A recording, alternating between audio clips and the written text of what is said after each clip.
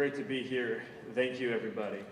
I was originally planning on using my time today to talk about the past, the present, the future of national conservatism, but there's been a pretty extraordinary event in the last 10 days that obviously has to be addressed at the outset that we need to talk about right now. There's been a series of hoaxes that have defined our democracy for the last decade.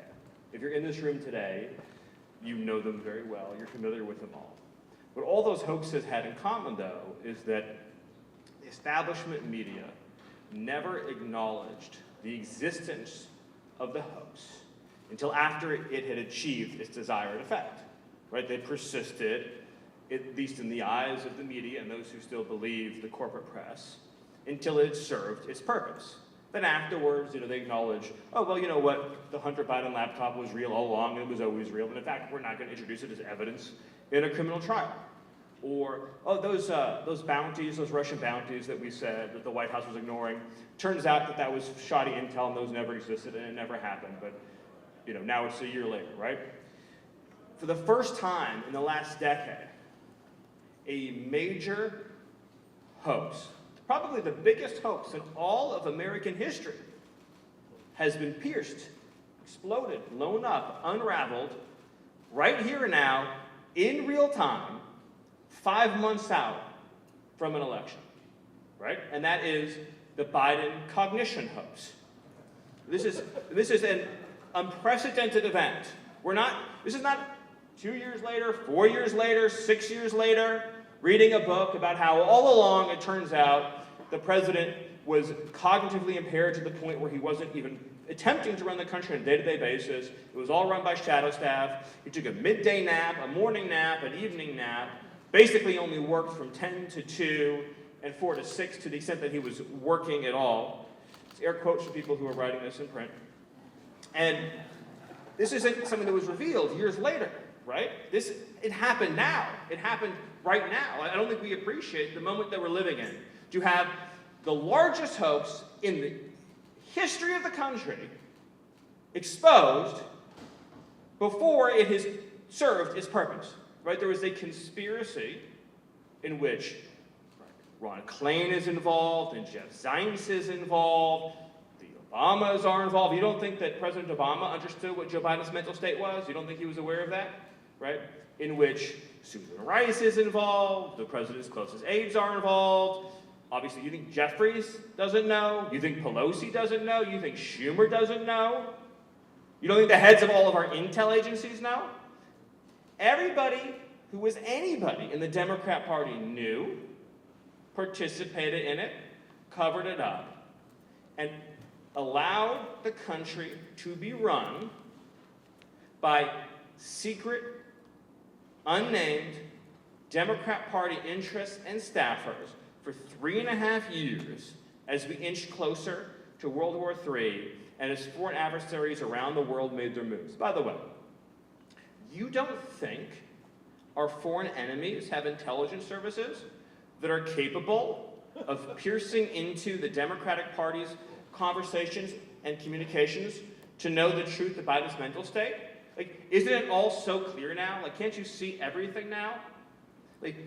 Every single foreign adversary, enemy, power rival, whatever threat we face, has known and understood what Pelosi knew and Jeffries knew, and most importantly, Kamala Harris knew, which is that Joe Biden was cognitively impaired to the point of being non-functional, brain dead in common parlance, for 3.5 years. Now, the way they're able to, of course, keep this hoax going, and I admit this is what I would call a highly credible inference, is that at occasional events, they would pump Joe Biden full of drugs to the point where he could perform for 45 to 60 minutes, right? And so their obvious assumption and presumption was that in June, they would give him the cocktail, he would be able to speak for about 45 minutes, and they could continue the hoax and the cover-up and everything else. Unfortunately for them, President Trump delivered a knockout blow against Joe Biden in the first round of the prize fight, and his true vegetative state was revealed as a result of President Trump's KO. And that's the reality we're now living in. And so the entire Democrat machine, establishment, the whole party now made a decision. They had two choices: persist in the cover-up or engage in a mad dash, last-hour effort to substitute another nominee for Joe Biden. Being the champions of democracy, all it would require is simply throwing out every single vote that everyone had participated in the entire Democratic primary and having a handful of donors select a new nominee, because that's, of course, how democracy works for the Democrat Party, right? So this is a really astonishing moment. Our job, our task as whether it be as national conservatives, regular conservatives, as Republicans, as even just regular independent Americans, our task is to make the case to the American people that a party that is so hell-bent on power, that it is willing to engineer a conspiracy of this scope and magnitude, must be booted from the halls of power in a thunderous fashion this November.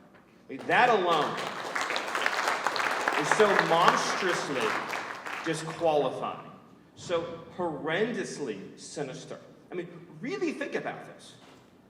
We are at the greatest risk of nuclear conflict, really, since the onset of the Cold War. And I honestly think if you study the Cold War, there was never a day in the Cold War where we were in more danger of nuclear conflict than we're in right now. Not during the Cuban Missile Crisis, not during any of the high points of tension with Khrushchev. I think it's certainly not during the Reagan administration. I think right now is the greatest risk of nuclear conflict we've had, and the president is brain dead. And the vice president, who is duty-bound under the 25th Amendment, to dispatch a message to Congress saying he's not able to perform the duties of his office, was at the center of the cover-up, right? In other words, she's the only person who has an affirmative constitutional duty. I mean, everyone, of course, has a moral duty, an ethical duty, and just a duty as a human being. But she has a constitutional duty to invoke the 25th Amendment and take his place, and she was at the center of the cover-up. Can you conceive of the magnitude of this crime? As we have a border that's being invaded, inflation raging out of control, war in Europe, war in the Middle East, belligerent China, hostilities returning to the Korean Peninsula, everywhere in the world teetering towards chaos, disorder, and destruction. And there's literally no president of the United States. How can you not? How can any party that participates in a cover-up so vast not be swept from Washington in a hail of righteous indignation? I mean, just think about it for a second. I'll repeat my questions. Is there any universe where Pelosi did not know exactly what was going on? Where Hakeem Jeffries did not know exactly what was going on? Do you think that Chuck Schumer, in his conversation with Joe Biden, didn't know exactly what was going on? Everyone at the White House knew. Everyone in Congress, in his party, particularly in leadership positions, knew. They all knew. And of course the vice president knew. And they covered it up. Has ever so grave a crime been committed against the country by the people who are constitutionally responsible for running the country? We can talk about every other issue, but is there a more potent sign that we are teetering towards becoming a banana republic than the fact that we haven't even been run by a president for 3.5 years? What more? Again, this is the Democrat Party claims to be the champion of democracy. Never mind the rigged trials, never mind the communist persecutions, never mind the censoring of this free speech, never mind the weaponization of justice, never mind jailing dissidents, never mind trying to financially bankrupt and ruin anybody who speaks out against them, never mind trying to get illegal aliens to vote by the millions in our elections. But also, they are running the country by secret, unelected oligarchy, right? They have donors, staff interests, and secret Democrat Party shadow bosses running the country. So we are now governed by oligarchy. This is a true fact, a true state of affairs. So I'll transition from this to the philosophical, which is that what animates, I'm speaking to you today, my personal capacity, on my own behalf, just hear Stephen Miller and his friends. What animates the Democrat Party? What is their motivation, right? What is the big mistake Republicans have made up until the Trump era for half a century in understanding the Democrat Party? Of course, what I'm about to say has become more true with every passing year. The issues are the means, they're not the end, right? The mass illegal immigration, the importation of illegal voters is the means, it's not the end. Censorship is the means, not the end. Jailing dissidents is the means, not the end. Weaponizing our financial system is the means, not the end. What is the motivation? What would motivate them to engage in this conspiracy to hide the fact that Joe Biden is in a mental vegetative state? We all know the answer. It's one word. We all know it. It's power. It's power. The left in America today, which has fully taken over the Democrat Party, is motivated by one thing and one thing only: power. So why is national conservatism so important? How are you going to defeat an opponent that is so ruthless, that is so merciless, again, that is throwing its political enemies in jail? Are you going to beat it with pie charts? You need to elect a government of national conservatives who can rally a popular, populist, widespread, broad-based, multi-ethnic, multiracial coalition of working and middle-class Americans who just want their country back. This is fundamentally a movement of the heart. The big thing to understand is academics, analysis, statistics, these are instruments, right? These are tools, right? You do not build a political party around a calculator, right? You don't build a political party around an abacus. These are tools, these are instruments, these are important things. A political party is built around feelings, hopes, dreams, aspirations, desires. Most importantly, it's built around people's love for their husbands, their wives, their children, their city, their community, and their country. It is a movement of the heart. National conservatism fundamentally is built from and acknowledges that the human heart is the center of American politics. That is what you're communicating to, that is what you're speaking to. Right? The greatest historic failure of the Republican Party is its inability to understand that truth. Of course, that all changed in 2016 when President Trump stepped onto the scene. So you talk about the heart.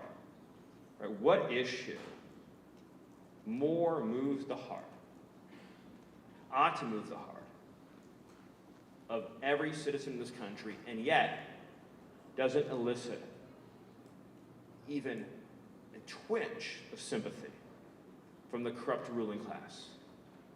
It's our wide open border. There's no issue I can think of more than the open border, where the pain and suffering of the American people is met with cruelty, callousness, cravenness by the corrupt elites that are running this country. I mean, really think about what we're talking about here. You know, I've worked in immigration for many, many years, but you don't have to have a background in immigration enforcement or Homeland Security to understand this. If you have a policy, as the Democrat Party of 2024 does, as the party of Pelosi, Schumer, Biden, Jeffries, Harris do, if you have a policy of mass releasing upon arrive. Single adult men from the ages of, say, 16 to 40, immediately, automatically, as soon as they arrive at the border, would there ever be any doubt as to what the consequence of that would be?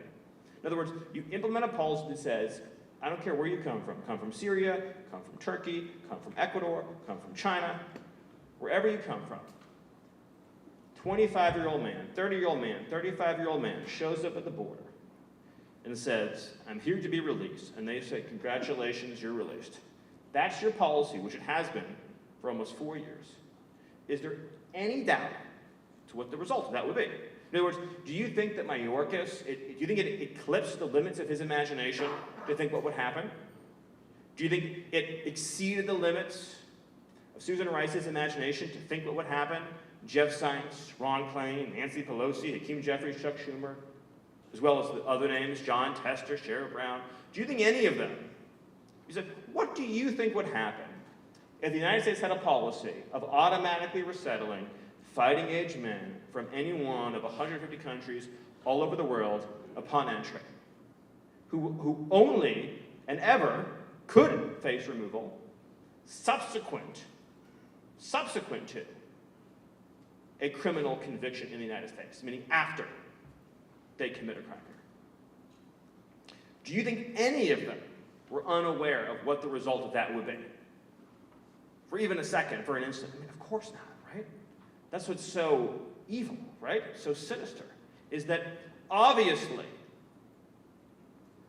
the world's fugitives, the world's predators, the world's rapists and murderers would understand this would be an extremely easy way to come into the United States of America and pursue criminal activity, right? Now we can debate the number. In other words, we can sit here for days and estimate how many murderers, how many child rapists, how many aggravated assaulters, how many people who are engaged in kidnapping and drug dealing. We can debate the numbers. We know that they're extraordinarily vast. But the point is that there was never any doubt on the part of anyone in the Democrat Party implementing this policy what the result would be. Yet, for 3.5 years, there has been a seismic political underreaction to this travesty. A government that, by a matter of choice and design, would release people into the country knowing that a mother of 5 children would get raped and murdered, knowing that a 12-year-old girl would be assaulted, murdered, hurled into a river, knowing that a 13-year-old girl would be tied up and raped at knife point in a public park, knowing that all of these things would happen and happen again and again and again and keep on happening. A party that would know this, and as I laid out to you, you would have to know it. You could not know it. That would know it and do these things anyway. How can such a group of people ask the citizens of this country to hold any office in this land? Every single person that died because of this release policy died because Joe Biden, Kamala Harris, and the Democrat Party let them in. They let them in. So the only question for us as a movement of the heart, can we, in these next months, can we connect with the hearts of the American people and their desire, their intrinsic, innate human desire to live in safety, to have a safe community for their children, do not have to think twice about if their kid can go to the park and come back and be home for dinner. The innate desire of every citizen to know that their sister, their wife, their mother, their daughter can go out jogging and come back home. The intrinsic desire to not worry about who is in the alley, who is hiding on the other side of the street as you're walking to your car at night, who is lurking, waiting to attack the basic human desire to know that you are safe, that you are protected, that you are secure. We have to reach out and connect with people on a human, emotional level and say, not one more, not one more, not one more life should be stolen by illegal immigration. It is a moral essential, a moral command, a moral imperative. So I'm happy to have a conversation about any issue, any place, anytime, anywhere. But to the Democrat Party, I say, I have nothing to discuss with you when you are letting criminal migrants rape and murder American citizens. We have nothing to discuss because what you have done is unforgivable. It is unpardonable.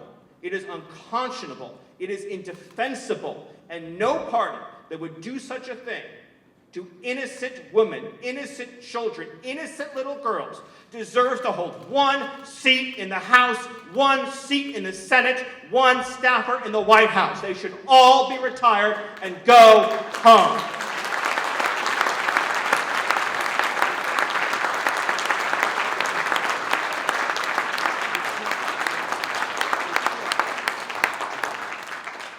So I'll leave you with this thought. Being right and losing means nothing. Each and every one of you, and I don't know everyone in this audience, but like I said, I consider you all friends. You have some role in this movement. You're a staffer, you're an activist, you're a writer, you're an author, you're a communicator. Whatever your role is, all that matters between now and November is what are you doing to help save America? What are you doing to help defeat a political party that is hell-bent on power at any expense, that is hell-bent on power, no matter how much wreckage is caused, how many innocents are hurt, how many lives are taken, how many communities are destroyed, how many families are forever torn apart? What are you doing to help achieve justice for those victims and a brighter future for all of America's children? People always say this is the most important election. This not only is the most important election, this is the fulcrum point. This is the decision point for the West. Either the West will be saved or it will fall. That is the choice. We know what we're up against. We know what they're capable of. As we've said, they've been lying to us about the most fundamental thing for 3.5 years. Choose victory. Choose optimism. Choose hope. Choose success. Because I choose to believe, that there will be a day of reckoning for the left and a day of salvation for the United States of America. Thank you. God bless you, and God bless America.